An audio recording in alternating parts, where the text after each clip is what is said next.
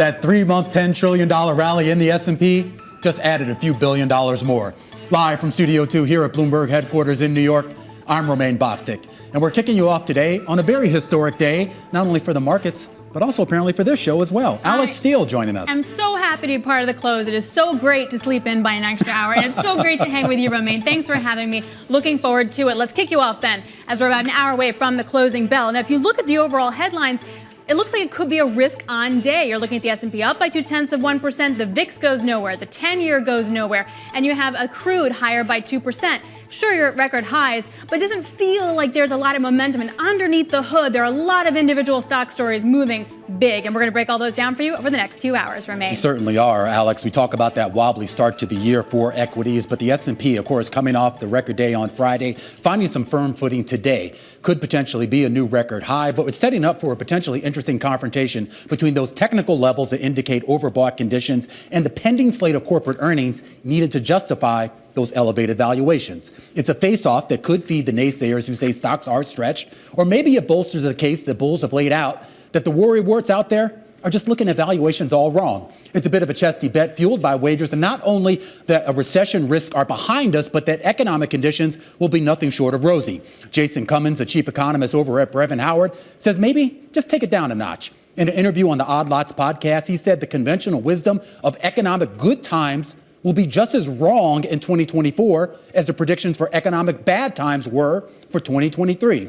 He argues monetary policy is already so restrictive, there's almost no speed of rate cuts that would immediately counter the softness we're already seeing in the labor market. And this really raises a bigger question right now, Alex, about the direction of the Treasury market, the direction of those yields, whether that's going to be sort of all tides lift all boats, or whatever the phrase is. I hope you know these phrases, because I always have these senior moments here, or whether it's going to be lopsided on one end of the curve or another. Yeah, and knowing where the curve goes really helps you understand the equity risk premium. And are you getting compensated enough in the equity market to go buy stocks? So overall, you're taking a look at, say, the curve, right? So I took the 3-month and the 10-year. You can look at different curves. They have different stories. But this one in particular, you're looking at negative 124 basis points. That means the 3-month yield has 100 basis points extra over the 10-year. That's quite significant. It's also trading right around the Fed's band of policy ranges. Does it stay there really is the question. Now, the broader issue is, does this curve actually tell me anything? You can see here when you've had a big steepening, then you have a recession,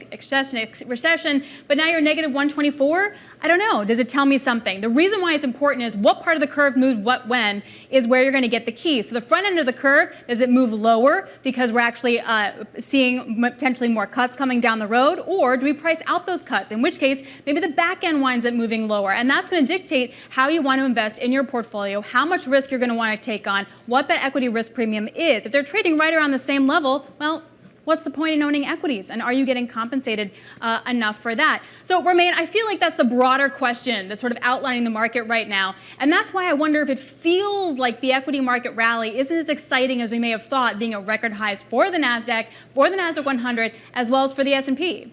Yeah, certainly so, Alex. I mean, we talk about looking to gift horse in the mouse, and I guess there is technically maybe some rationale for doing just that. We talk about this rally, how lumbering it has been up to that record high, and more importantly, whether there's a little bit more gas left in the tank. Remember, this is going to be a big week for earnings this week and next. 70 companies in the S&P reporting, and almost double that reporting the following week here. That cross-section of the market, that cross-section of the economy maybe will tell us a little bit more here about whether that run-up was actually justified. Now, you asked a lot of questions there, Alex, questions that I myself can't answer, but hopefully, I think our next guest might actually be able to answer that as we kick you off to the close here on this Monday afternoon. Here with a broader discussion about the markets, the economy, and everything in between, we welcome legendary investor Bill Gross, co-founder of PIMCO, for an exclusive conversation. Bill, great to have you here on the program. And I do want to start off here with the yield curve itself, what it's telling us, and more importantly, as Alex was kind of alluding to, how do you position around this if you're not quite sure, not just whether the yield curve will steepen, but what will actually drive that steepening? Well, let me start, Romaine, by saying that a negative yield curve, and I use the 2 to 10 year spread, which is about a negative 23 or 24. It's been as high as 50 to 75 basis points, so it's less negative now. But when you think about it, commonsensically, when you think about it, capitalism and a finance-based economy, which is what we have, can't really do well when you can get a higher return for less risk. That's not the basis of a capitalistic economy. You need to get a higher return for more risk, and it's just the reverse now. And so, I think ultimately the yield curve has to go positive in order to produce a relatively stable economy and a stable inflation rate around 3%. Do you have faith right now in the economy and, more importantly, the folks who are shepherding that economy? Well, no. Let me put it out there. The Fed has not done well in the past 3 or 4 years in terms of, or 5 years, in terms of trying to find that magic Fed funds rate that will neither increase inflation or produce deflation. And so, are they wise enough now to know exactly what the Fed funds rate should be at any point in time, or even 6 to 12 months down the road? I'd be very cautious, and I'd view economic statistics like they do, but from an investor's standpoint that speak to fundamentals that the Fed isn't necessarily following. Well, let me ask you, what would you do different if for some reason you were magically in the shoes of Jay Powell? What would you do different at this point?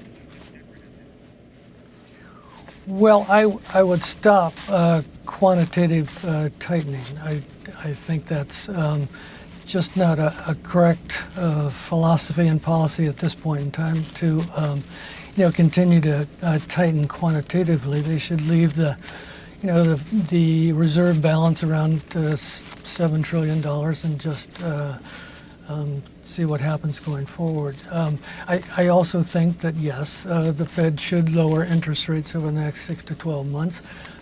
Real interest rates are simply too high. The 10-year real interest rate is 1.8%, which historically is very restrictive. And, I think not only the Fed, but I would like to see the real interest rate on a 10-year come down to 1.5% or 1%. And so the way to do that is to lower interest rates from where we have it now at 5.25% for Fed funds, and to basically balance out real interest rates and lower them so that the economy won't go into a significant recession. So, Bill, if you think we're going to get cuts in the next, say, 6 to 12 months, are we cutting because of normalization to get that real yield kind of at a more normal level, or are we cutting because the economy looks really bad? Well, we're certainly not talking about cutting the Fed funds rate based upon an economy that looks bad, although there are indicators such as the leading indicator number that came out today, and other indicators that suggest, like we talked about in terms of the negative yield curve, that suggest that at some point we're going to see a zero line real GNP and maybe something lower. I think to basically keep an economy going in this finance-based economy that we've had for a long time now, 5, 10, 15, 20 years, you need interest rates lower than nominal GDP. That's what drives, basically today's economy as opposed to what we saw 50 to 100 years ago. And so with nominal GDP at 5 and 6% and perhaps headed to 4, but we need the 10-year to be lower than nominal GDP in order to continue a steady progression in terms of economic growth. So, Bill, in that environment, does it make sense that equities are at a record right now? I'm sorry, say again? Does it make sense that equities are at a record right now based on what you're talking about?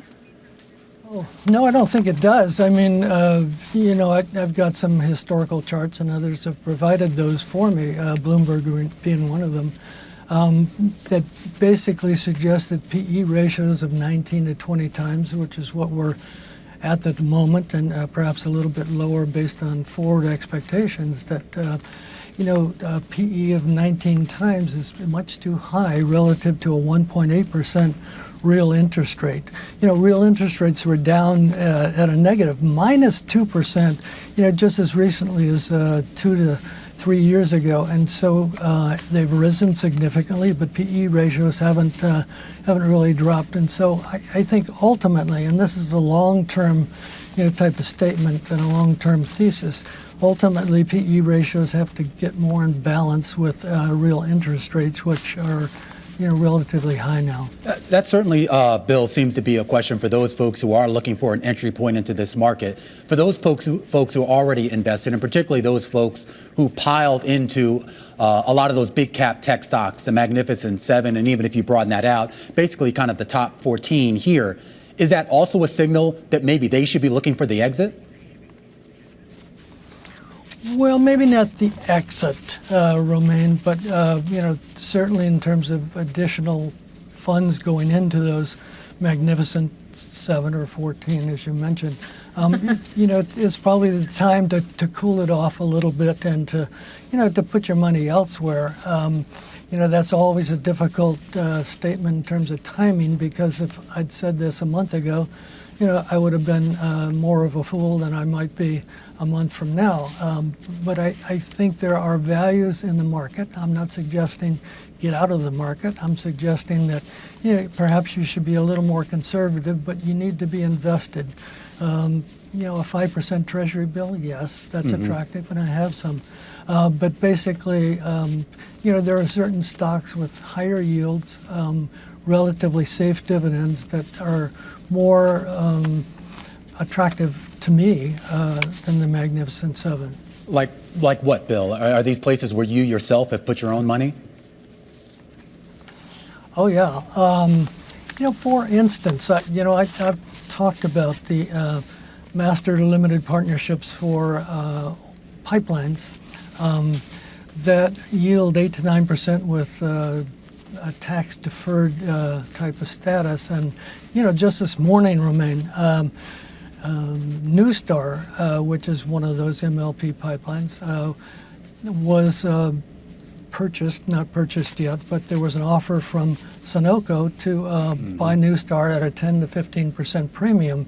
And so with yields at 8 to 9%, and with this type of value and attraction from other companies that are in the takeover type of business, I think that's one clear example of what you should be buying relative to the Magnificent Seven. And we'll definitely get more to M&A, because I know Romain's super excited about M&A, Arb. So hold that thought. But I just want to get your quick take on certain other areas of the equity market. What about banks, for example? What about REITs? What about areas where you can get some good yield and maybe some more risk is priced in? They're trading really cheaply. What do you do with those areas? Well, I like them. As you know, I've sort of become famous or infamous in the past 5 or 6 months talking about bank stocks and how they were relatively historically cheap with a book to price to book type of ratio at about a 0.5, which is about as low as they've ever gone. Now it's much higher. They've done well, but there are certain bank stocks that I own that yield about 6%. One of them is CFG, another is KEY, another one Truist, TFC, which is down today, but these are attractive type of situations with 6% yields and still some upside, although at this point they're probably going to level off too. Bill, I guess a good question is, I understand why you like those names and why you like the dividend yield, but none of that is big tech and the AI trend and semis. How do you play the trend without buying into the big guys that are already expensive? Is there a happy medium for Bill Gross? Well, I don't own any of the Magnificent Seven, although I think Microsoft is certainly a great long-term value and can be bought, at this point with expectations of a of an attractive return going forward. There's a stock in Europe, in Euroland. There's basically the Microsoft of Euroland. Symbol is EPAM. And it trades at a much cheaper value. It's got some interests in Poland and so on, which are geopolitically risky, but I think that's an attractive situation. And, so you can pick and choose, but for the most part, the Magnificent Seven are not on my buy list. All right, well, let's talk about some of the other things that are on your buy list, at least what we know publicly. You have been involved in some merger arbitrage plays, including Capri Holdings and at least a couple of others here. Why do you find just overall merger arbitrage attractive in an environment where, quite frankly, there doesn't seem to be that many mergers anymore? Well, we just had one this morning with Newstar, but yes, I think in terms of Capri, it was just approved basically by China a few weeks ago in terms of the potential going forward, and that tends to be a relatively consistent indicator of what we might do here in the United States. Capri's trading around 40. It's got a buyout around 47, and so that's 7 points on a base of 40. So that's about a 17% return, over the next 6 months if it goes through. So there's certainly some risk there. SPLK is another one. It's called Splunk. Yeah. And Splunk is an attractive situation with a smaller total return, maybe 4 or 5 points going forward, but it, consistently moves higher each and every day. And so, these aren't NVIDIA type of stocks, but they're, situations where you can certainly outperform Treasury bills with a, pretty good margin of safety. I am curious when we talk about the idea of sort of whether these deals go through. There's been so much talk about some of the deals that either failed because of regulatory pressure or maybe just because the buyers or the sellers got cold feet out of it. I am curious as to whether it's easier or harder to sort of assess these sort of the potential for these mergers to actually make it through, given the regulatory environment, given the cost of capital to finance it, and quite frankly, given investor appetite, which at times seems to be a little bit tepid for these types of tie-ups. Yeah, I think it's harder, Romain. There's no doubt the conditions that you just mentioned, make it more difficult. But, we're talking about relative value here compared to the Magnificent Seven and some of the others that stocks at 19 PEs. And so it just seems to me that, a relatively conservative investor can make a 10 to 15% annualized type of return without as much risk as being in the, high-tech stocks. Hey, Bill, looking ahead, it's an election year. New Hampshire primary is today. Do you have a President Trump 2.0 playbook yet?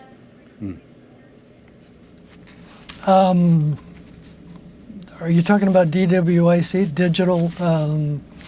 No, I'm talking about world? If President Trump becomes the president again. Oh. What do you do? Where do you go? Well, that's certainly a risk. So we have political risk domestically. We have geopolitical risk in terms of, a number of situations around the world. So what do you do? Typically, you remain very cautious. So what does cautious mean? Does that mean you want to go buy the 10-year? Is it buy the dollar? Is it get out of certain positions? What does cautious mean for Bill Gross in that environment? Well, I think it means, going for an attractive yield, an attractive dividend that's, consistent going forward. I don't really want to mention this because these stocks are not on the favored list of any investor, but, tobacco stocks like Altria yield 9.5 to 10%, and the dividend has been raised every year despite the problems with the tobacco industry. There are stocks like Verizon and AT&T that yield 6.5 to 7%, and so you can go to areas where there's perhaps still some growth, like with Verizon and AT&T, and a high yield at the same time. It just seems like a a better bet for an investor that wants to conservatively, earn perhaps double digits going forward. All right, Bill, I'm going to save you from the political questions from Alex. Well handled there. I am curious about opportunities outside of the United States. There's been a lot of discussion about how basically one of the best performing markets out there isn't the U.S., it's Japan. There's been a lot of discussion here about how there is a lot more money that's coming out of China and looking for a place to go in sort of, I guess, the developing world, if not to Japan itself as well here. Do you look at a turning point in any of those markets that might provide, at least on a relative basis, a little bit more return than what you can get here in the U.S.? Yeah, I think so. I'm looking, and I've dabbled a little bit because, as you point out, Romaine, non-U.S. stocks have not done well relative to the rest of the universe. Japan is doing, better this year and last year, but there's an ETF by the symbol of VEU that contains all or most stocks that are non-U.S. Related, and so it's a long-term timing situation in which the expectations for this have to turn around. But I think there's more value in European stocks than in the United States based upon price and earnings ratios and other considerations. Stocks like Volkswagen, for instance, or BMW, gosh, the PE ratios there are 2 to 3 to 4 times relative to GM and Ford and certainly Tesla. And so, there are considerations outside the United States that I think an investor should look at. This is interesting, Bill. I mean, I always love talking to you. I mean, for a guy who basically made his name and his fortune in the fixed income space here, you really seem to have a very interesting view about just the pace of equities right now and the attractiveness there. Is it more exciting now for you to, I guess, do what you're doing? Obviously, you have the independence to do whatever the heck you want now. But is it more exciting, I guess, to be more in that space than in bonds and fixed income?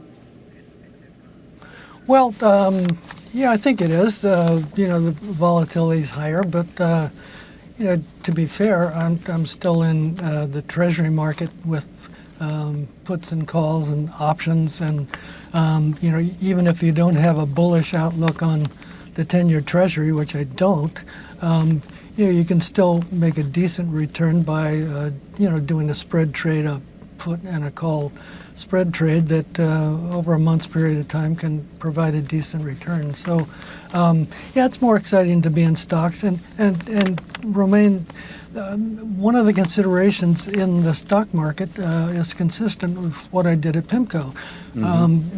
Stocks are a volatility type of consideration.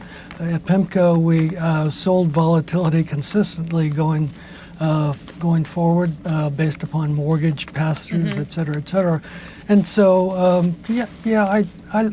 I like dabbling in the equity market more than bonds, but bonds are still there. I don't think I ever would have thought that Bill Gross would say that. Bill, before we let you go, I would kick myself if I didn't ask you this. We are having exploding fiscal deficits in the U.S. Whoever takes the White House, that's going to continue to grow. At some point, do you think the bond market can start telling Washington, D.C. to trim more fat, like the bond market did in the U.K. with former Prime Minister Liz Truss? Well, hopefully yes, but I don't think the bond market can tell Washington anything. I think it's Washington that dictates the bond market.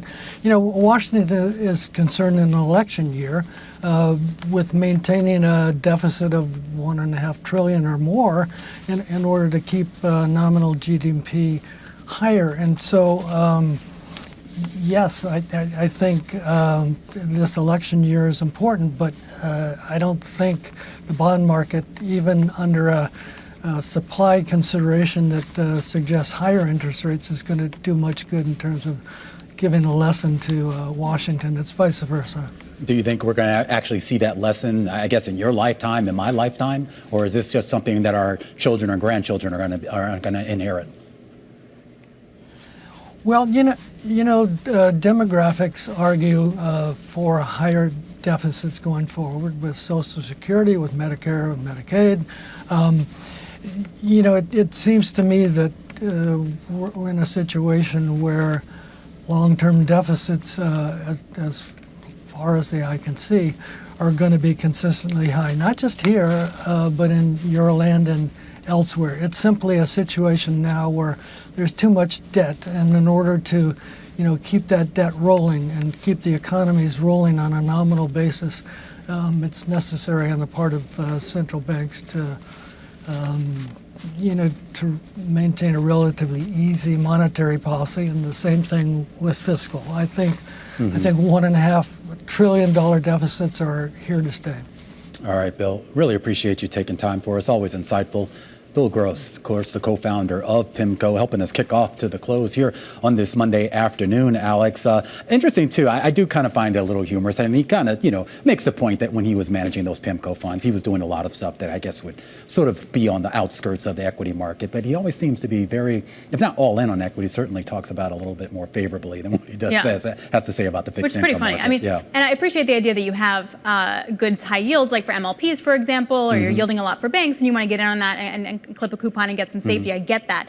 What's interesting, though, was his comments about some European equities like Volkswagen. Yes, I get they're trading cheaply, but definitely for a reason. And the value trade has been a fake out. It has been a consistent fake out. And it's kind of, when does it pay back? But you see where his mind is at, right? I mean, the idea is he's looking for the yield. And, and he's talking about dividend players. He's talking about those companies that may not be, they have the sexiness of the Magnificent Seven, but they have the balance sheets and they have the dividends to provide some returns, at least in his view. Yep. And if not, at least you get the coupon. Absolutely. Here, a lot more coming up here on the program. Our next guest says that inflation has come down with no thanks to the Fed. Stephanie Kelton, Stony Brook University professor, joining us in just a second. Plus, shares of Gilead Sciences see the biggest drop in over 8 years. We're going to break down what's fueling the fall in today's Stock of the Hour. United Airlines also set to report results after the bell. We're going to give you an aerial view as soon as those numbers cross. All that and more coming up in a bit, right here on The Close on Bloomberg.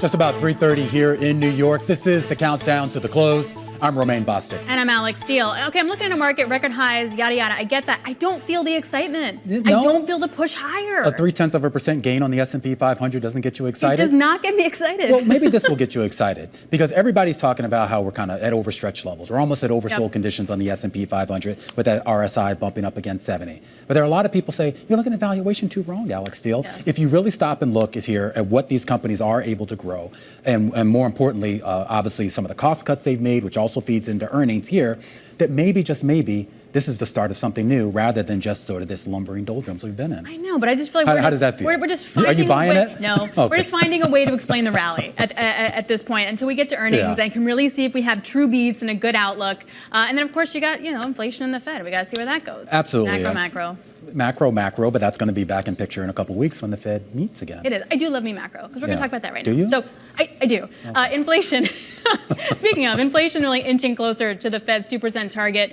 And the question really, though, is why? And this is where I do like the macro. So some credit the Fed's interest rate hikes, and others say that that policy hasn't really done that much. In an interview with the Financial Times, Stony Brook's Stephanie Kelton says, quote, everybody talks about a soft landing and the Fed pulling off the near impossible. But I think inflation has come down in spite of what the Fed has done, not because of what the Fed has done. We are joined now by Stephanie Kelton herself, professor of public policy and economics at Stony Brook University. Stephanie, it's great to get your perspective. Are you purely talking, though, about different supply side versus demand side inflation? Supply side was really hit with COVID. The Fed didn't really affect that, and the demand side hasn't been felt yet.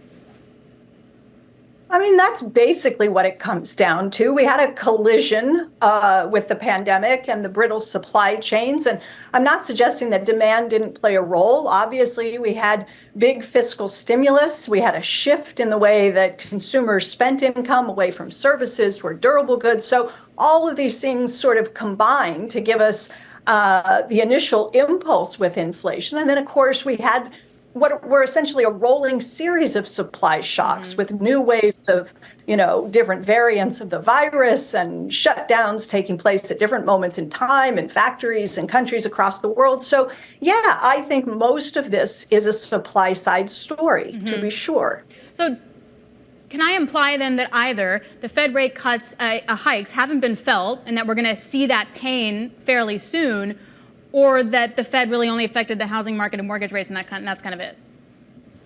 I mean, they definitely did impact housing. They definitely have had an impact on, the ability and willingness of many consumers to buy durable goods like automobiles and so forth. So I'm not suggesting that the rate hikes don't have an impact. But I think when you look at the data, yes, there are pockets of weakness in the economy. But overall, we've had upward revisions, real GDP. Look at the Atlanta Fed, another upward revision just the other day. The labor market remains resilient. Consumer spending is strong, sentiment is strong.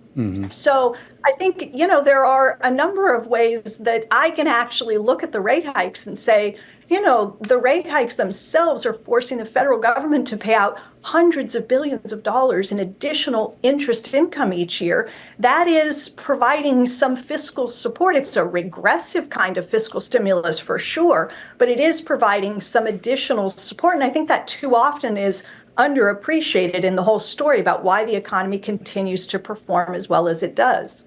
So let's get to a broader question, too, about kind of the disconnect, Stephanie, that we're seeing in some of the economic data and some of the anecdotal evidence that you get from folks on the ground. And I thought it was interesting. Paul Donovan, who's the chief economist over at UBS, had a great op-ed in the New York Times kind of talking about the disinflation that we're seeing in durable goods and some of those big ticket items that, of course, we don't actually buy every day. But, of course, the items we do buy every day and every week, those prices still remain elevated.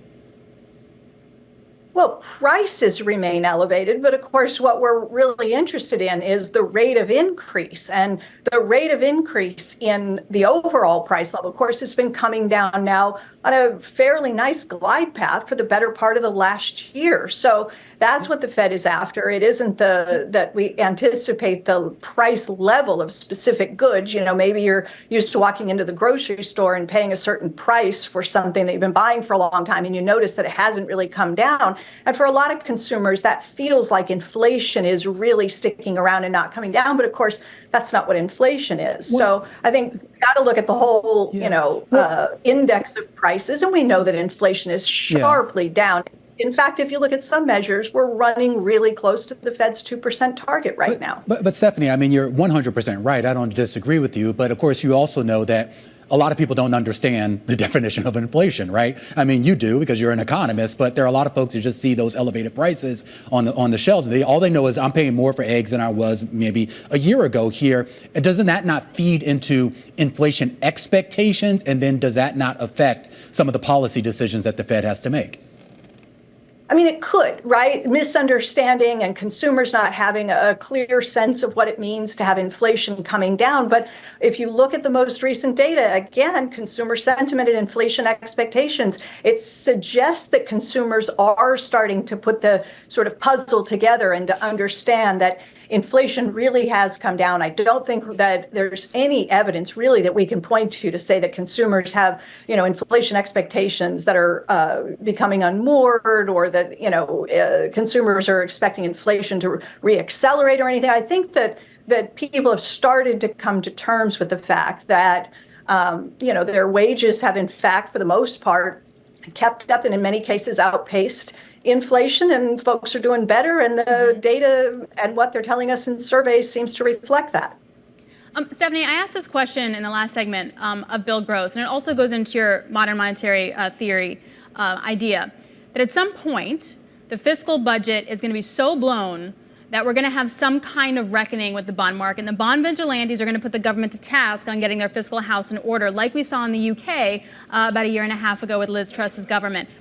You ardently don't believe in that, and I just really don't understand why and kind of when that reckoning, though, may happen.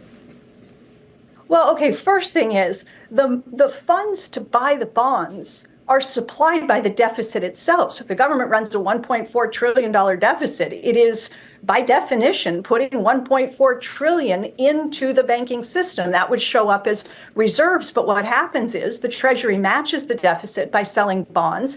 And so the funds to buy the bonds are in place by virtue of the fact that the deficit has been run. You're not going to get into a situation where you have auctions that don't materialize because, of course, you have a primary dealer market. The system has been designed to ensure that the bonds get taken up. So I don't worry about things like that, but I would say the biggest driver, the single biggest driver of the fiscal deficit right now, as we sit here having this conversation, are the rate hikes themselves. So again, another thing that I think too often gets forgotten, if folks want to talk about the federal budget and look at different line items and say, where do we want to see maybe some restraint? Look at interest rates. It's the biggest driver. Deficit. I mean, well, okay, maybe that's the case, Stephanie, but what was the alternative? I mean, if the Fed didn't raise rates, will we still be staring down, 9% headline CPI? I mean, the Fed had to do something, and the net result of that is that, well, financing costs have gone up higher for the government, whether they like it or not. There's a lot on the books right now that they've taken up over the last few months and years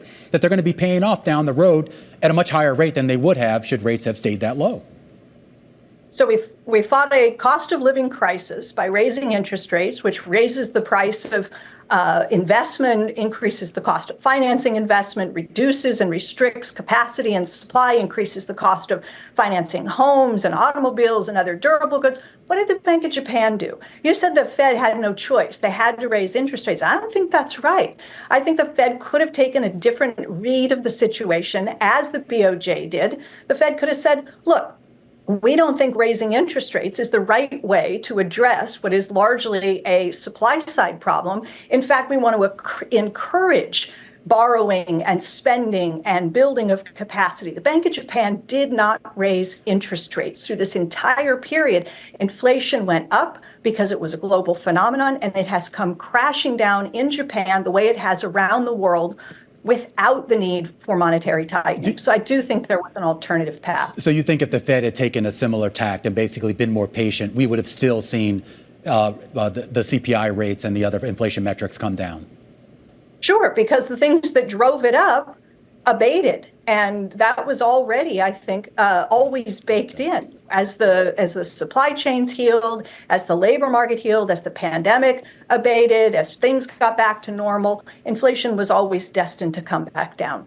All right, Stephanie, going to have to leave it there. Always great to get your insights. Stephanie Kelton there, professor over at Stony Brook University, author of The Deficit Myth, and one of the foremost experts out there here on inflation and deficits. Coming up here on the program, our stock of the hour, a look at Gilead Sciences having its worst session in more than 8 years after its cutting-edge cancer drug failed to meet one of the primary goals. That's coming up next, right here on The Close on Bloomberg.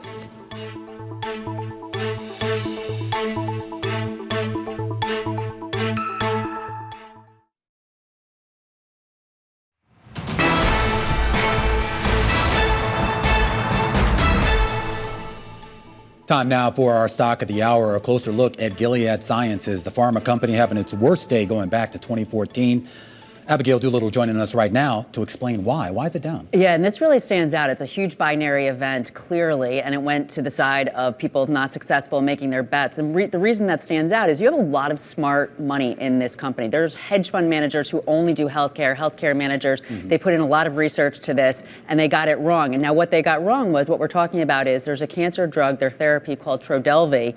It was a late-stage trial of 603 people with non-small cell lung cancer. It was supposed to extend their survival, and it really did not. Now, the other reason this is disappointing is it's in this new class of drugs called an ADC, or an antibody drug conjugate, which basically, I guess, you inject it into the tumor, less side effects. And so this new class of drugs is supposed to be very promising, but here you have this failure. But Gilead is not giving up, which is also interesting. So the kind of move that we're seeing, though, is what I would think we would see with a small biotech company that's like relying on like one kind of drug, right? Gilead hasn't managed this expectation. Like a few weeks ago, they still sounded relatively positive. Yeah, I would agree with you on that. We are seeing this outsized reaction, and I think some of it does have to do with Gilead, because apparently for weeks and months, they've really been talking up this potential. I think what this comes down to, based on my reading around it, is the fact that this drug is not one size fits all. It can help some people, but it might not help other people. So some analysts are saying that they need to pick their trial better, pick the people who respond better to it, and then they'll do well. AstraZeneca had a similar failure last year. They're still trying to redo it. So Gilead is going to look at these results with regulators and see if they can, again, figure out a way to better target the better audience. All right, Abigail, thanks a lot. Really appreciate it. I wonder if on their earnings call we hear something about weight loss drugs. I don't know. Yeah, weight loss drugs. Just say the words. Yeah, absolutely. And I mean, look, I mean, this has sort of been the holy grail. I mean, there's a lot of drugs out there that have been look at the holy grail, but of course, lung cancer just really difficult to treat. So, yeah, 100%. Anyway, the close coming up next. We got Wall Street risk appetite is still pretty good. Our next guest says she's still in the recession camp, though. More on with Lauren Goodwin, economics and chief market strategist over at New York Life Investments. This is The Close on Bloomberg.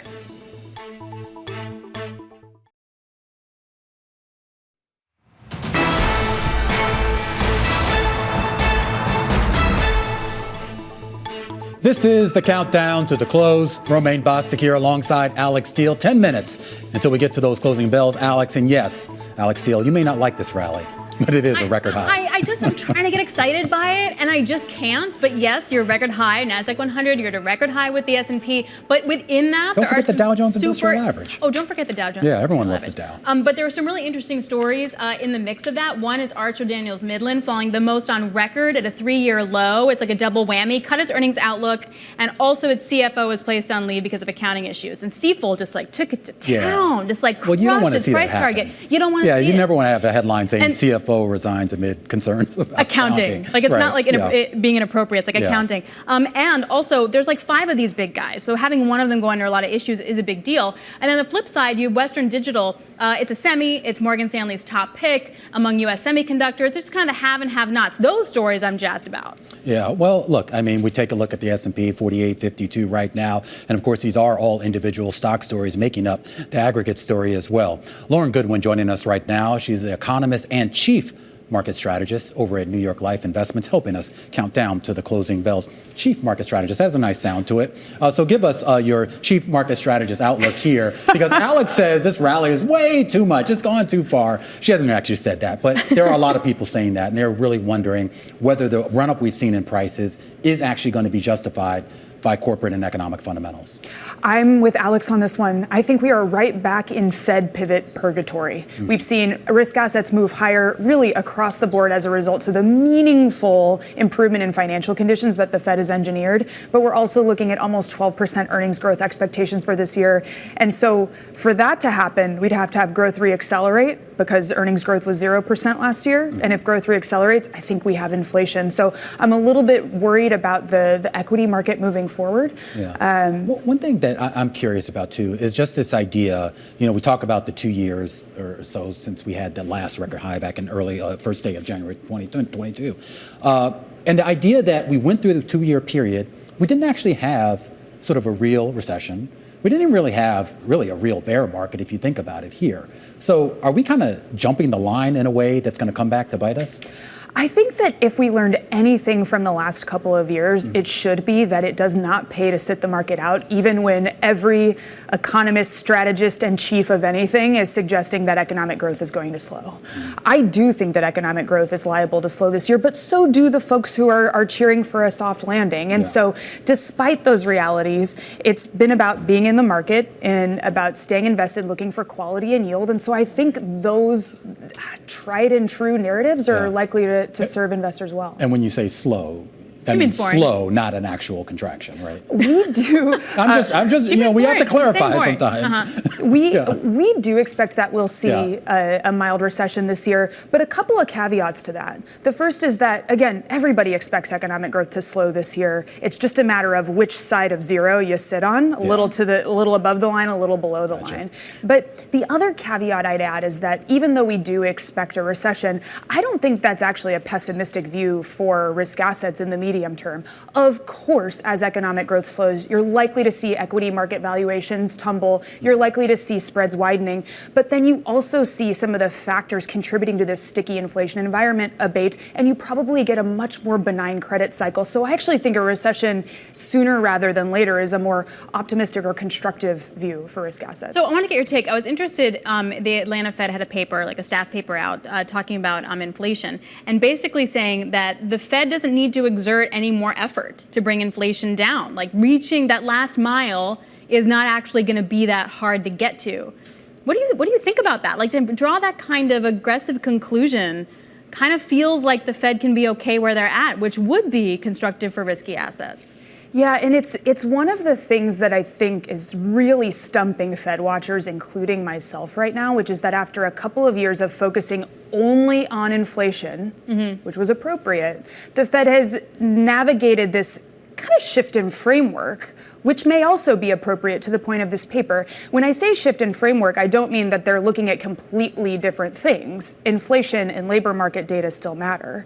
But those data suggest that they shouldn't be talking about cutting just yet. And so what investors are grappling with is that they're probably looking at more factors now. I think financial stability is likely to be a swing vote. I think that politics shouldn't be a swing vote, but on the very margin may be a swing vote. And so that's a actually trickier Fed watching, Fed gaming dilemma for investors than even just a couple months ago. How do you hedge the risk? We're looking primarily at quality and yield. What does it look like? In the equity markets, I mentioned that we're concerned that the valuations can't keep up with earnings growth expectations. And so we're looking at a mix of quality growth, SMID growth, and some of the more resilient themes that we expect can navigate slower economic activity like infrastructure. Another high conviction investment idea for us is that if you're worried about earnings growth, why not take some of your equity like risk in high yield or other credit asset classes where maybe you have some of the same price risk, but you can gain yield while you're waiting out the economic scenario. You find that attractive even in a scenario of an economic slowdown? I do. I would expect in an economic slowdown that spreads will widen, but you'd also see equity market valuations fall. And so if you're looking at your equity like risk bucket for investors that have that capability, that's a nice trade, especially when we've already seen the run up in equity prices to the extent that we have after the Fed pivot. It gets to a broader question, too. I mean, it's funny, we were speaking with Bill Gross a little bit earlier, and he was actually talking about, quote unquote, value stocks, a lot of dividend plays that he views as more attractive than kind of the Magnificent Seven and those growth stocks here. Is this an either or proposition? I don't think so, although I will say that if we learned one thing in 2023 about staying invested, probably the other thing we learned in 2023 was not to chase late trends. Unless we expect growth to reaccelerate, I do think that this surge into small caps and value on a blanket basis is probably a little over optimistic. When it comes to the trade-off with tech specifically, we're looking at three things. First, the foundational layer of tech, the Magnificent Seven, valuations have run up a lot, but these are companies that are likely to be irreplaceable in the short term. So instead of foregoing them altogether, we're balancing them with the physical layer, the infrastructure that supports that trend, as well as the application layer, the SMID growth that we think will be built on top of it. Lauren, always a great conversation with you. Lauren Goodwin, economist and now chief market strategist over at New York Life Investments, helping us count down to the close, Alex Steele. We're about 2.5 minutes away here, and I know normally you're so used to covering the European close, which is several hours prior to this here. Are you still awake? I'm so jazzed. Are you kidding? Yeah, I don't have to hear a guy mispronounce words. It's going to be so awesome. Right. But also, we got earnings, and I'm really into earnings because I wonder if the bar has been lowered enough so anything would be a good beat, and then how we react off of that in the stock market. Scheduled to get United earnings after the bell, and S&P 500 up about 0.2%. That's your laggard on the day. The big winner today, that belongs to the Russell 2000, up about 2% here as we get closer to those closing bells. We're about to take you to the bell and beyond.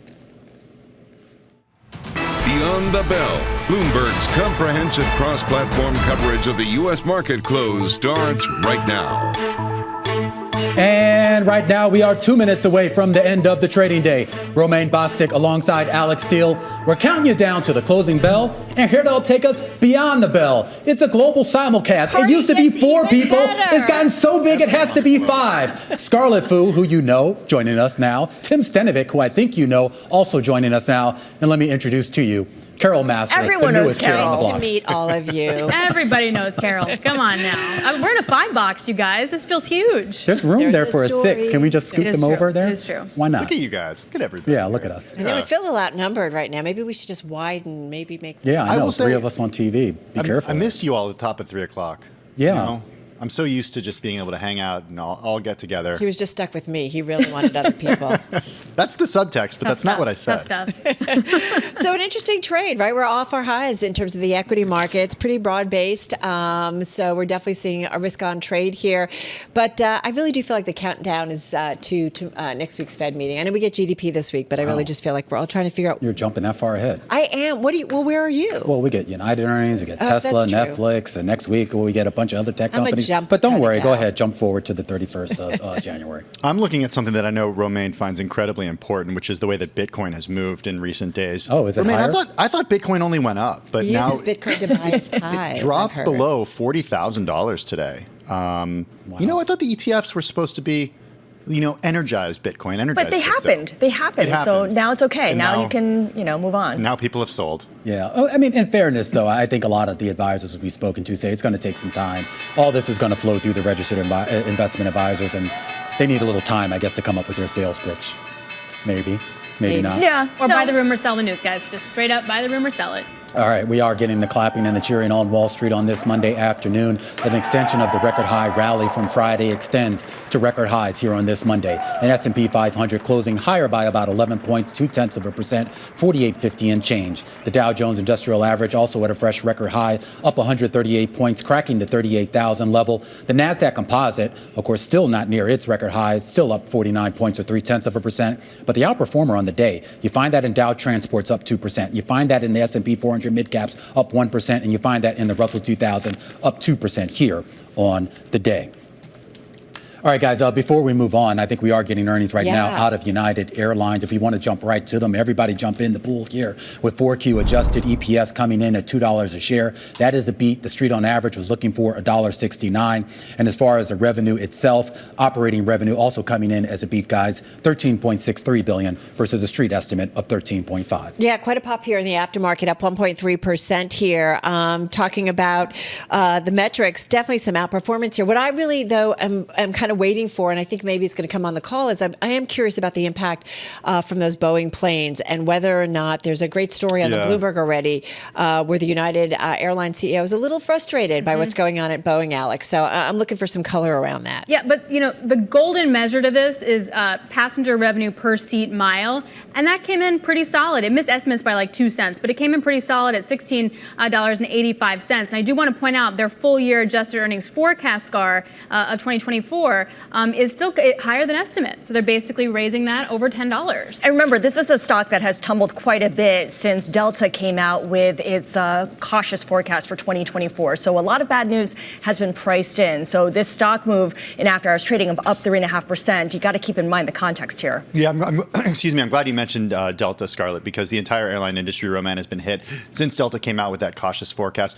I will say the word Boeing, the numbers 737 MAX, and the word MAX is not in the press release anywhere. But Carol, I think you're absolutely right that the questions will come from analysts on the call today about, okay, how long is this thing going to be grounded? And we know it's not up to Boeing; it's up to the FAA. The FAA says we're going to take it, when it is safe for consumers to fly on. That's when we'll get it back in the skies. But no question, there's frustration over this. Hey, can I just point out, Delta looks like they're up about 1.4% in the aftermarket as well. So we're seeing some lift to some of the other players in the space.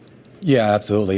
United itself up about 3.5%, as you can see there, and most of the other airlines also getting a modest bid here in after-hours trading here. The overall sort of, I think, picture, though, is this idea that we are still traveling, we are still spending money on these flights, and at least for right now, there doesn't really seem to be any indication that we're going to see a significant reversal of that anytime soon. I do want to point out, though, that they are saying that their first quarter adjusted loss per share, that band's really wide. Could be 35 cents a share to 85 cents a share. The estimate it was 21 cents a share loss. I'm saying, like, watch that as we move forward, because I do wonder what the Boeing issue will sort of have on that. But you're right in that premium cabin, even economy cabin, all saw some super solid increases year over year, Scarlett. Yeah, compared to some of the second-tier airlines, which were struggling with domestic demand for domestic travel, United and American, they definitely benefit from the increased demand for international travel. The big question now is geopolitics and how that plays into demand for corporate travel going forward. Yeah, I'm looking at the United Airlines press release. I'm sure you guys have done this as well, just putting in Boeing and searching, and it's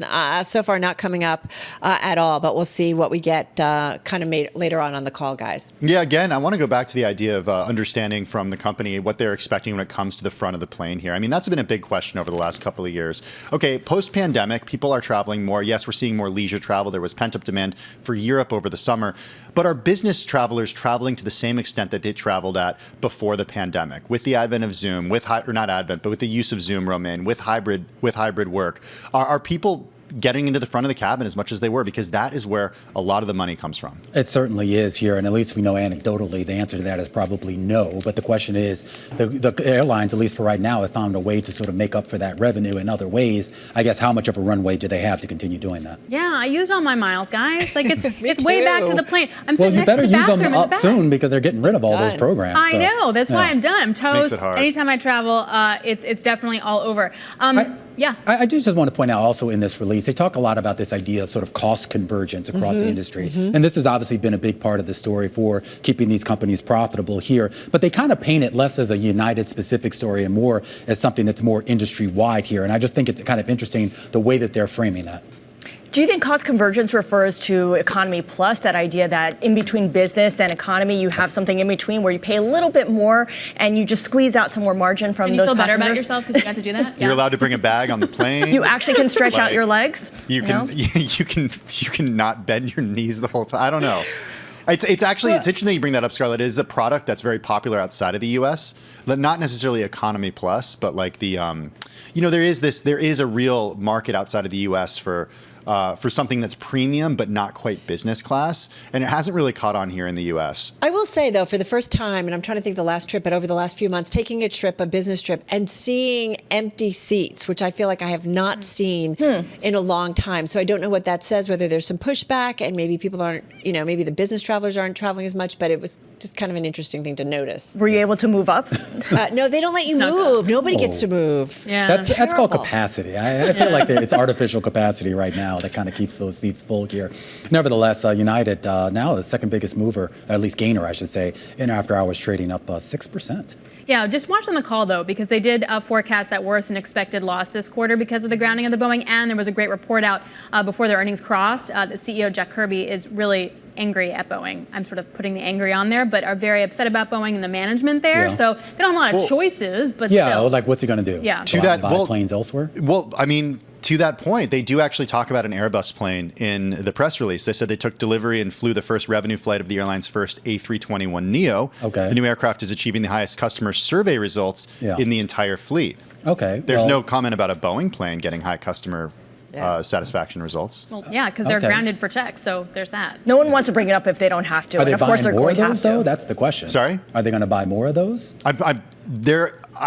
There's been a lot of reporting over the last few weeks in the wake of what happened with Alaska Airlines. Yeah. That there used to be this duopoly and we called it a duopoly all the time, but it's looking less and less like a duopoly because over the last few years, in the wake of the earlier MAX tragedies in 2018, 2019. Customers started moving more toward Airbus. Yes, they don't have a choice. I mean, Southwest doesn't have a choice, right? It's an all Boeing fleet, for example. But there are other companies that fly both sets of equipment. Yeah. That's it. Carol, do you have something to say here? I mean, usually you're pretty talkative, so I was trying to give you some space. I know. No, yeah. I'm just taking a moment here. No, I'm, kind of thinking about it. I think what's interesting is there's a great thing in Pursuits, and I know we didn't really get to it, but like it's a physical copy. It's that you held up. She does that. You've seen her desk. I know.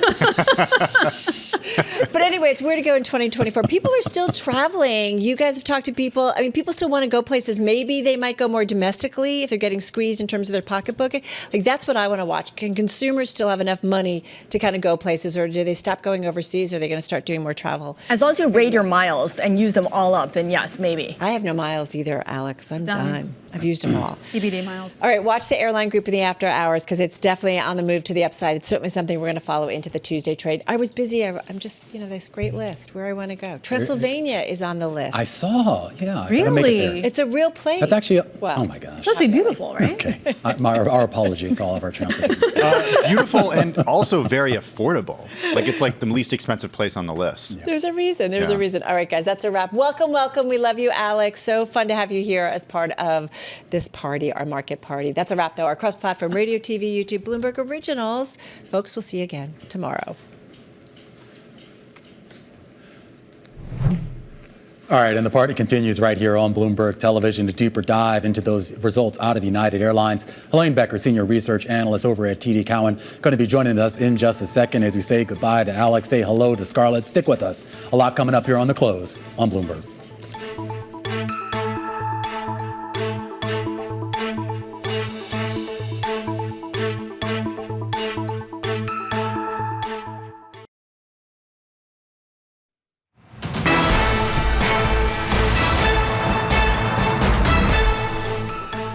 This is The Close on Bloomberg Television. Let's get you a recap of how markets closed on the day on this Monday.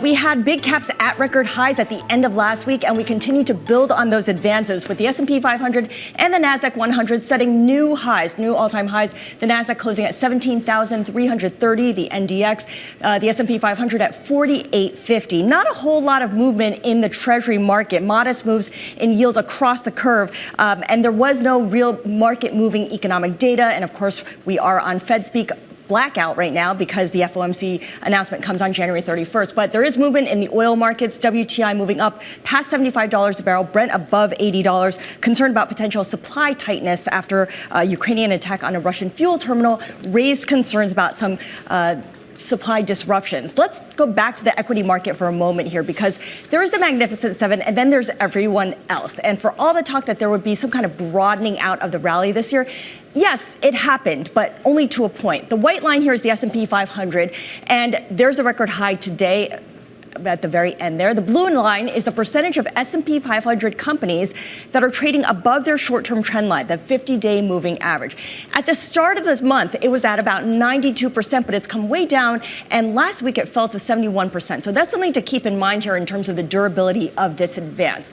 But let's go over to the actual movers here, and we don't have that screen up, but I was taking a look at companies like Archer Daniels Midland dropping the most on record, Sunoco, falling to a 5-month low after making a purchase, a $7.3 billion all-equity deal of NewStar Energy.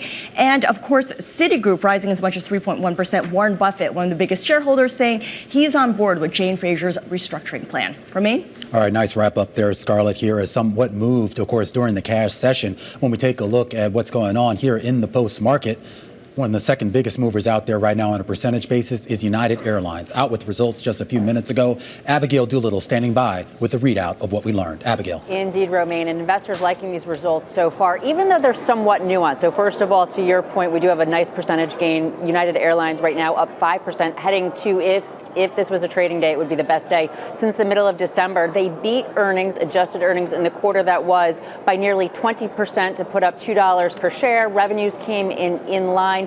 Now, the guidance, this is where it's nuanced. For the current quarter, the guide is below what investors have been looking at. They're now looking at an adjusted loss of 35 to 85 cents per share. That is a lot more than what was estimated, 21 cents. But in terms of all of 2024, they're now looking at a range of $9 to $11. The estimate is $9.45. So some of it's below the street estimate, but the bulk of it is above. So if you recall last week or 2 weeks ago, Delta had an issue where they really were very conservative with their profit guidance. It looks like that's not as much the case with United, or maybe investors have been prepared to some degree for these results through Delta. But no matter how you look at it right now, stock at post-market highs up about 6%.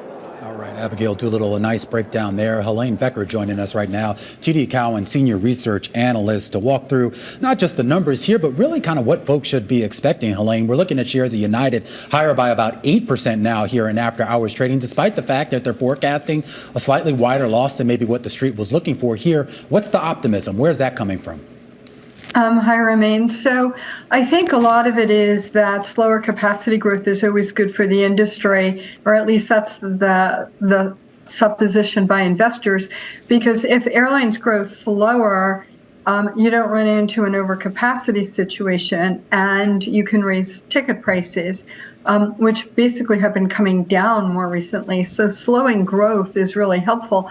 Unfortunately, what we're seeing is a lot of infrastructure issues with, to your point earlier, the MAX, with the MAX 9s being grounded, and the FAA asking the airlines to take a look at the 900 ERs. And Airbus has been delayed on some of their deliveries. So I think as capacity grows slower than GDP growth, that would be viewed favorably for the airlines. I am curious that when we talk about the Boeing issues, particularly with the MAX 9, I mean, we know that United is basically the biggest operator of this fleet so far here. We know that some of the costs that they're alluding to are directly related to that grounding, particularly if that grounding goes beyond the end of this month here. How much of a concern should that be for investors if this is prolonged beyond the next couple of weeks? Yeah, I think it's very concerning in general. January is generally a month that's not a high load factor month once you get past the first week. The return travel from the year-end holidays is always robust. But then as we've looked at the numbers since, let's say, January 5th or 7th, you've seen the week-over-week growth rate slow, and that's consistent with what you would expect to see right until mid-February, when you have President's Day, holiday and vacation start, and then you roll into March spring breaks, and then you roll into Easter, which this year is also in March. We have the one extra day in February. So what will happen, I think, is if it rolls into mid-February, as demand starts to pick up again, it's going to be rather difficult for the airlines to handle all the traffic that's pending. Well, the issue or the concerning thing for United and other carriers is that this is something that they have absolutely no control over. The FAA is going to do what it needs to do on its own timeline. So whatever happens, happens. Is there anything, or are there any specific levers that United and other carriers can pull to kind of take control of managing their capacity, or are they basically at the mercy of the FAA? Well, they're always, of course, safety is the number one priority, which, I don't have to say. But on the other hand, yes, they are somewhat at the mercy of the FAA, and the FAA is concerned about safety. The way I'm thinking about it is when an incident occurs, as this one did, and Alaska Air immediately grounded its aircraft. And I know we're talking about United, and then United started some inspections and found some issues. And within a few hours, actually, of Alaska grounding its aircraft, the FAA issued the order to ground all planes.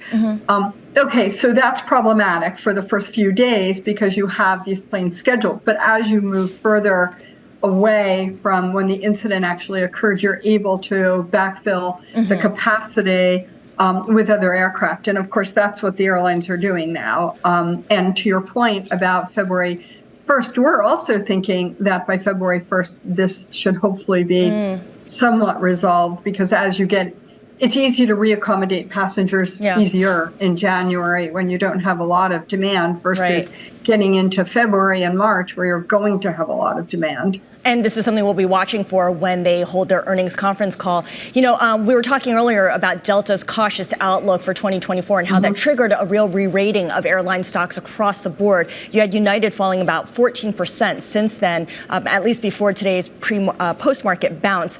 How does United stack up against the other carriers when it comes to valuation and the bad news priced in? Yeah, I think Delta really set the tone for the entire industry for this quarter. When they made their comments about the way they were looking at demand and at how they were handling capacity and what they were thinking about pricing. And so that really, to your point, caused all the stocks to sell off. And now they've all had a chance to adjust. And we're expecting, I guess at this point, people are expecting low end of the ranges. And in this case, United's coming in at 9 to 11 for the full year. I mean, we're so far, we got 11 months to go and a lot can happen, as you know. But included in there, I think, is a difference. United is selling Tel Aviv, for example, beginning February 1st, versus Delta, which is selling beginning April 1st. And that's a big difference for the two, because Tel Aviv flights are very profitable. United was flying 2 a day out of Newark, and among others, and selling it 2 months earlier than Delta would affect profitability for sure. It would affect revenue probably by about 1 or 2%. So that would be beneficial to United. So I think there's some stuff that's very specific to each of the airlines, and it's really different compared to when, compared to over like the last decade or the one before that, where they all traded in a group together. And now you're really seeing the differentiation in where they're focused and where they're concentrated. And I think that's what you have here. Helene, really, really appreciate your breaking it down, not just on United, but for the airline sector as a whole. Helene Becker of TD Cowen on the heels of United's earnings report.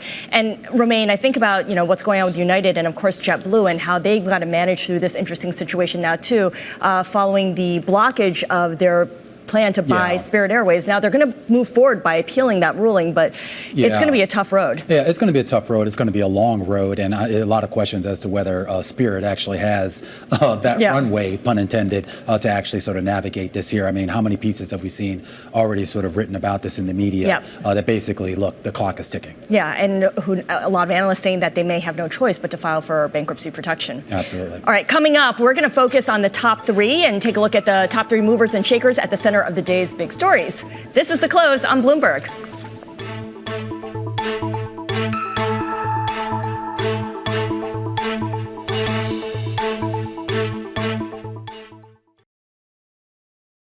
The 2024 nominating contests are here, and the candidates are making their cases to New Hampshire voters ahead of the primary. New Hampshire is going to speak very loudly. Bloomberg is live in the ground, bringing you the fastest news. Trump is leading by a long shot. Insightful interviews. Nikki is the one that has knocked all these other candidates out of the race. And the most informative analysis about what it all means for November's presidential election. What is your path to the nomination? Coverage continues today, only on Bloomberg.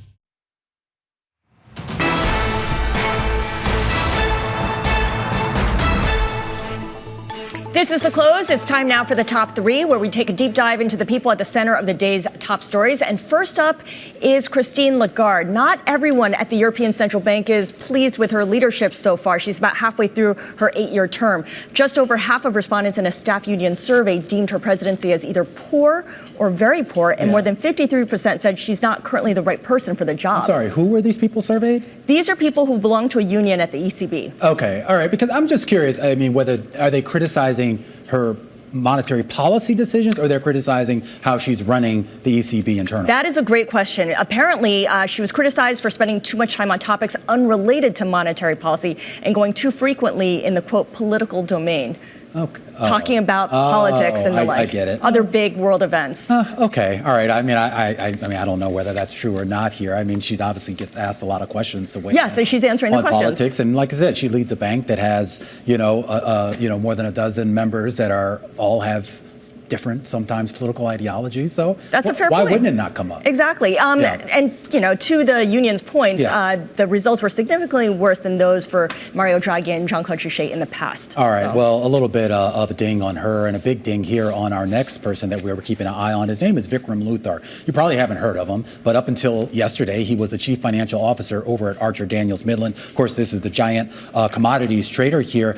Basically, they made an announcement on Sunday afternoon, basically saying they've placed Vikram on leave. Mm-hmm. They've launched an investigation into accounting practices and said they're going to delay their earnings report, which was scheduled for this week, as well as their 10K filing. And they say that this was all prompted by a voluntary document request from the SEC here in the U.S. that is focused on, quote, inter-segment transactions involving the nutrition unit. And this is key because Vikram, before he was elevated to CFO in 2022, he was a CFO of that particular unit. So there does appear to be, some questions, about what was going on. It's not a good good look for ADM. And of course, ADM was in a scandal in the 90s, a price-fixing conspiracy. So. And we should just be clear here. We did reach out to Vikram. We also reached out to the SEC, and we weren't able to get comment from them. All right, let's move on to our third person. Jensen Huang, the NVIDIA CEO, made his first trip to mainland China in 4 years. He's visiting staff in the company's Shenzhen, Shanghai, and Beijing offices.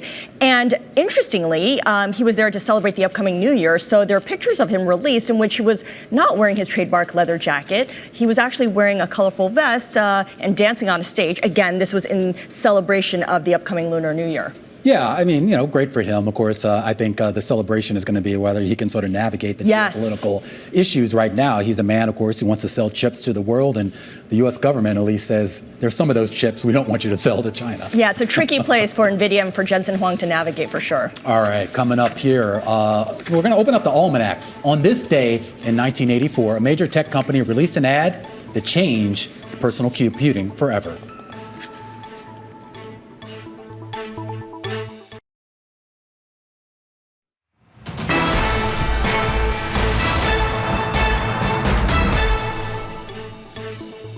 All right, you see the question behind me that I forgot to ask before. Which tech company released an iconic ad on this day in 1984?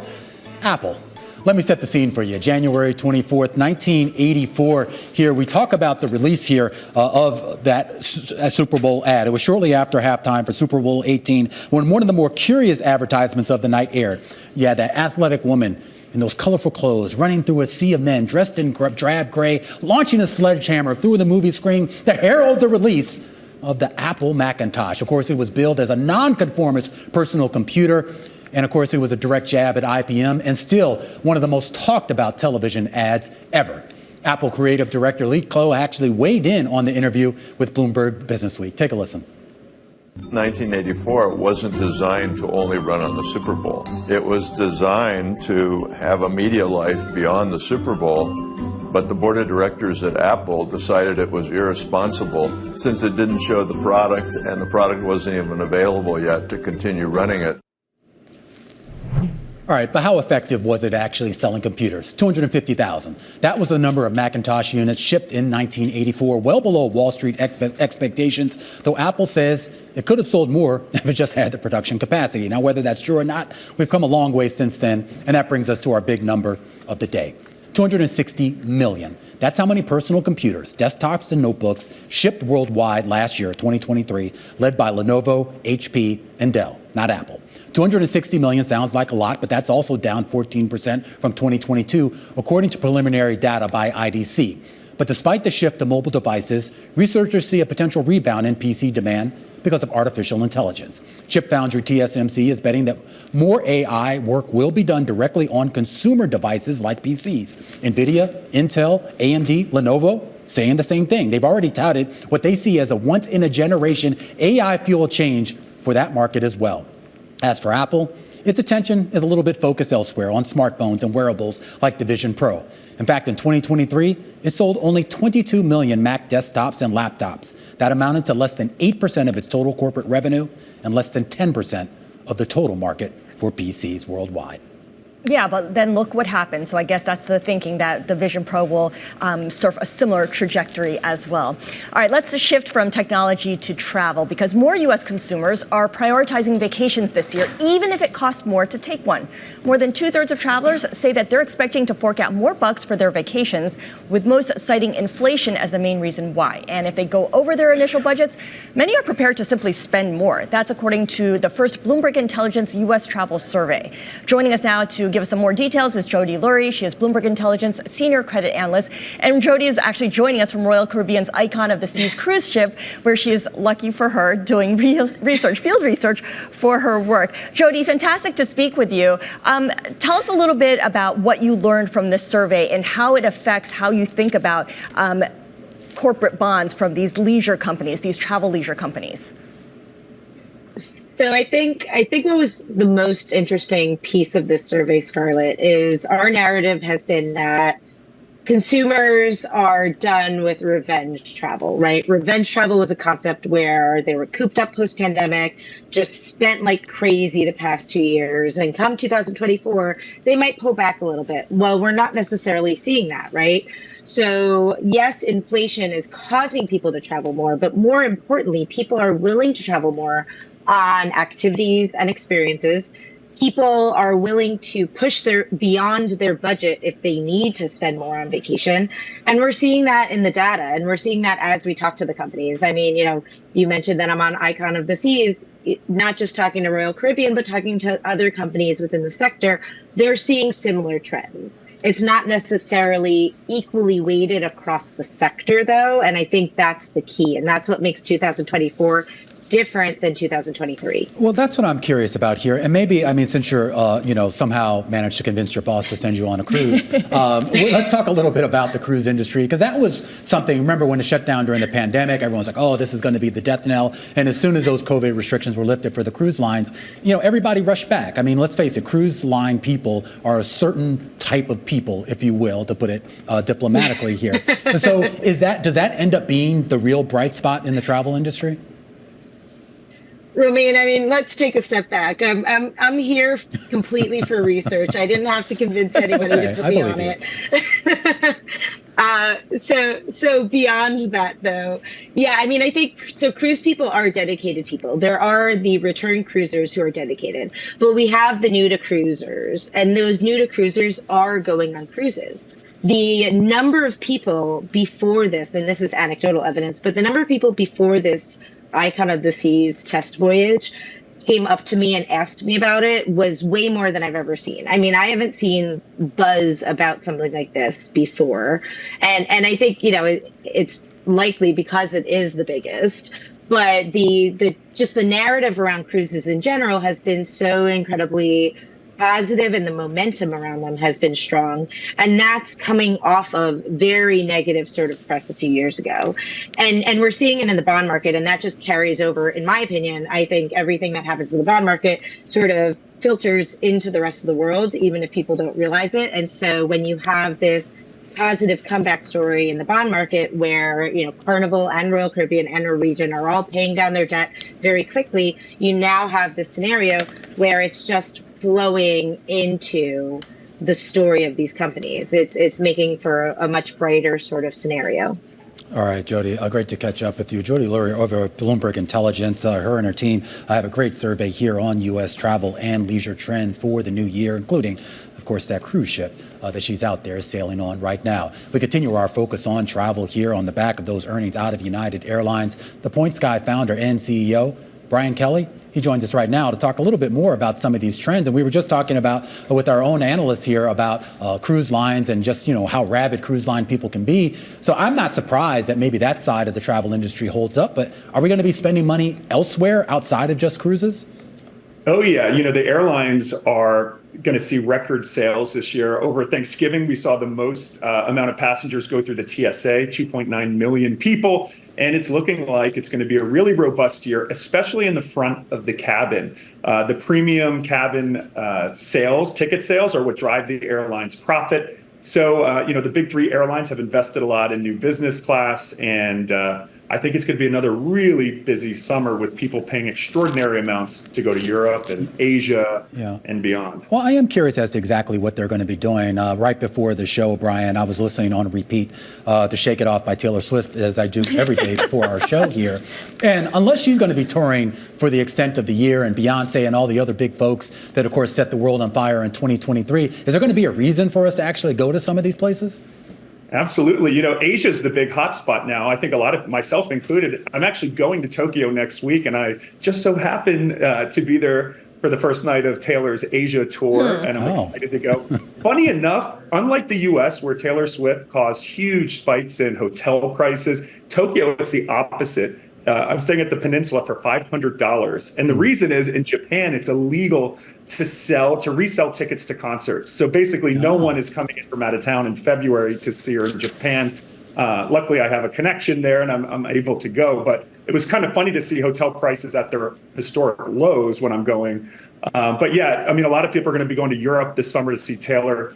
Flying to Europe and getting tickets is still cheaper than going in the US, where it was $2,000 and up if you were buying tickets on the resale market. Yeah, you're certainly exercising that strong dollar, at least for your upcoming trip to Japan. And it's so interesting that you found a hack to this. And of course, that's why we talked to you, because you are the leading voice in these loyalty programs and points and miles and credit cards. I'm curious to hear from you, Brian. What do we know about the outstanding miles and points that are still out there that people are looking to use over the next couple of months? Because during the pandemic, everyone was spending a lot, but they weren't necessarily using the points. Then the revenge travel of 2023 came around and people were drawing down on them. Have we used them all up? No, there's still, I forget what country's GDP. There's like more than Denmark's GDP in unused points and miles out there. My biggest tip to everyone is use those frequent flyer miles. There are a ton of different accounts you can follow. There's now technology. Instead of having to go to an airline's website and, say you want to go to Europe or Germany in September, you have to check each airline one by one. There are a bunch of websites like Rome.travel, Seats.aero. These are tools where you can put in, actually, I'm going to Tokyo. You can actually put it in Seats.aero, and it'll show you every single day over the next 60 days, business, first, economy, award tickets to Asia, to Dubai. So what I recommend to people is reverse engineer your trips. With all those miles you have, see where you can go and then book a trip where your miles will take you. When your flight's free on points, you can spend more at your destination, like on Taylor Swift tickets. Absolutely. So my question is, obviously people want to be able to draw down on their miles or their points as quickly as possible, and part of what's pushing them is that the airlines often devalue those points very quickly as well. Which airlines have done the best job at managing their miles or their points, their programs, essentially? Well, here's the biggest tip. The foreign frequent flyer programs are where it's at. So if you've got Amex, Chase, Citi, Bilt points, you want to transfer them to Air France Flying Blue, Air Canada Aeroplan, even Avianca Life Miles. These foreign frequent flyer programs have not devalued like United, Delta, and American. And the reason is, in the US, we've got credit cards galore, where everyone's getting 100,000 points for credit card signups. In countries like France, Air France's frequent flyers, they don't have the same opportunity to get credit cards. So if they started devaluing the programs like crazy, there would be riots because they don't have the same access. So that's how you leverage, is by using your US credit card points, transferring to foreign programs.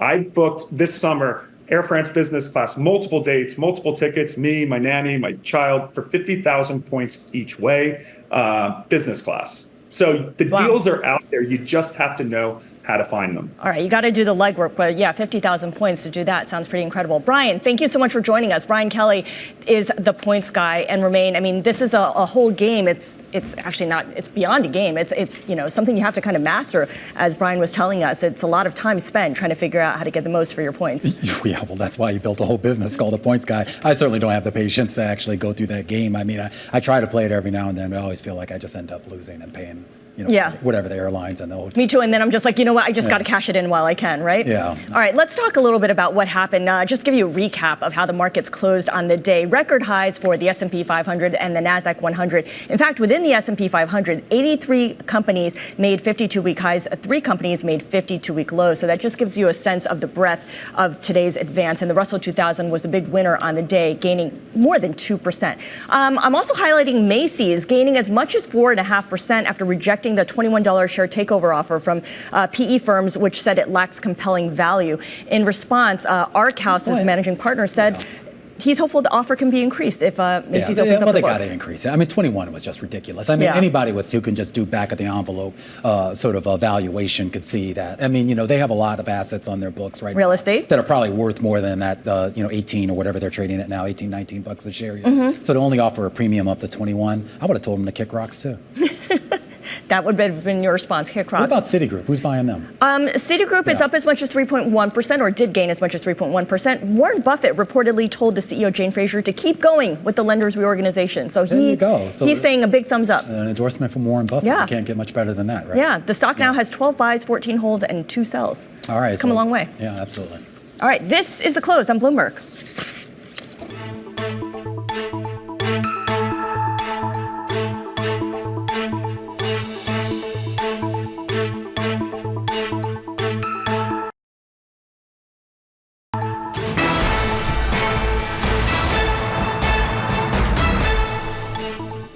Voters in New Hampshire, they are heading to the polls tomorrow to vote for a primary candidate. And for the GOP, the odds are pointing in favor of former President Donald Trump after Florida Governor Ron DeSantis dropped out of the race. So let's bring in now Kelly Lyons, co-host of Bloomberg's Balance of Power, to give us more on what we can expect. So DeSantis out, Trump still in.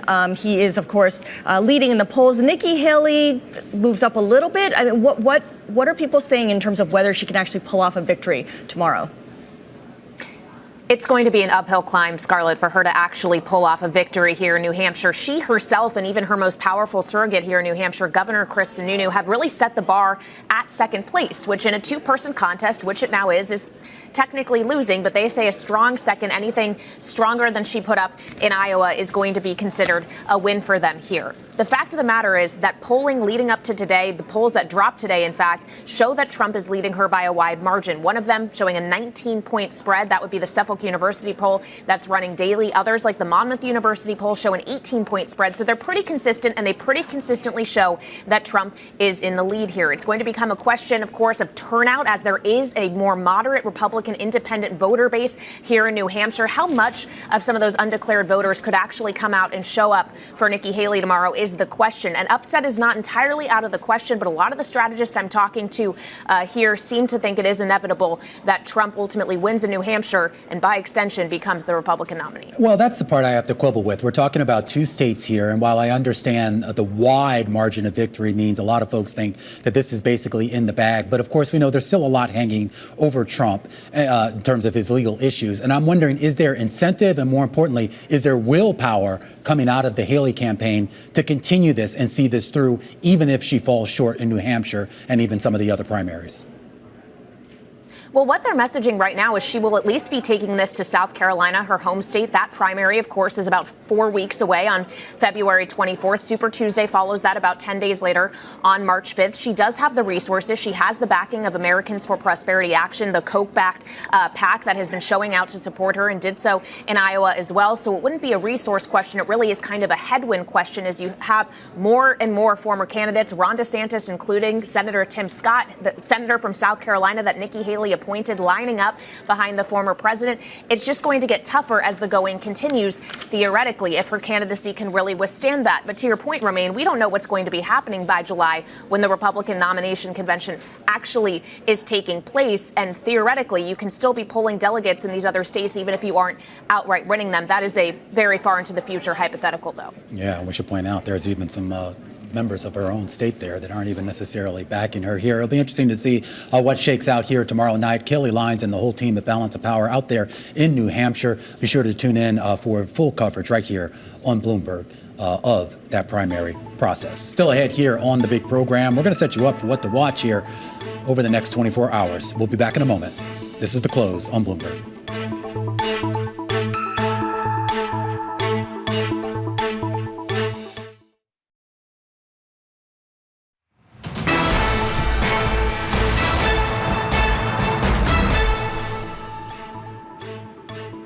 One of the biggest stories to watch for on Tuesday, Netflix, because it's coming out with earnings after the bell. And here to help us take you through what to expect is Jason Bazinet, Citi Global Head of EMT Sector. Jason, so good to speak with you. What's the number one number that you will be watching for that you think Netflix can top? Well, I think the street's going to care most about the net ad number, actually. Management is trying to get the street not to pay attention to that, but I think that's where the street's going to be focused. And the reason is really simple, right? They've got the password sharing crackdown and the ad tier that have sort of caused the firm to reaccelerate.